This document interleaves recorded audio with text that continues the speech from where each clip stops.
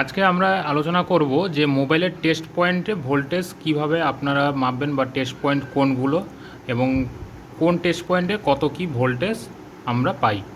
তা আমরা এখানে একটি আইটেলের একটি ফোন রয়েছে এবং এই আইটেলের ফোনের সঙ্গে আমরা এখানে একটি চার্জার ফাস্ট চার্জিং আমরা অ্যাড করেছি 6 পোর্টের এবং মাল্টিমিটার নিয়েছি। আমরা দেখব ডিপি ডিএম বা আমাদের ভিব্যাট এবং আরএক্সটিএক্সে আমাদের কত ভোল্টেজ দেয় মোবাইলের সাথে, এবং আমরা মাল্টিমিটারকে ডিসিবি 20 মোডে আমরা রেখে এটি মাপব। তা আমরা একটা গ্রাউন্ড করে নেব।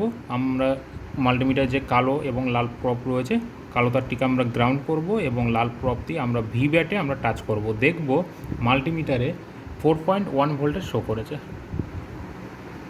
4.1 দেখো 4.1।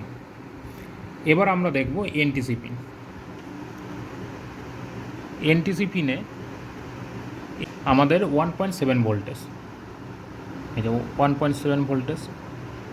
এবার আমরা দেখব ডিপি, আমাদের যে ডিপি লাইন রয়েছে ডেটা পজিটিভ, এবং ডেটা পজিটিভে আমরা কত ভোল্টেজ পাই।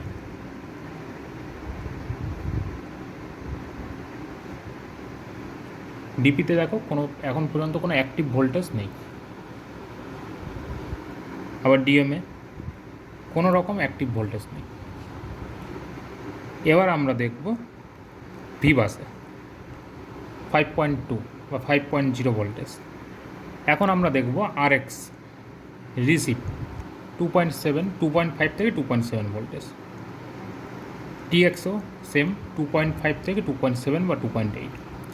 তো এইভাবেই আমাদের টেস্ট পয়েন্টে বিভিন্ন টেস্ট পয়েন্টে আমাদের বিভিন্ন রকম ভোল্টেজ শো করে, তার অ্যাক্টিভিটির উপরে নির্ভর করে।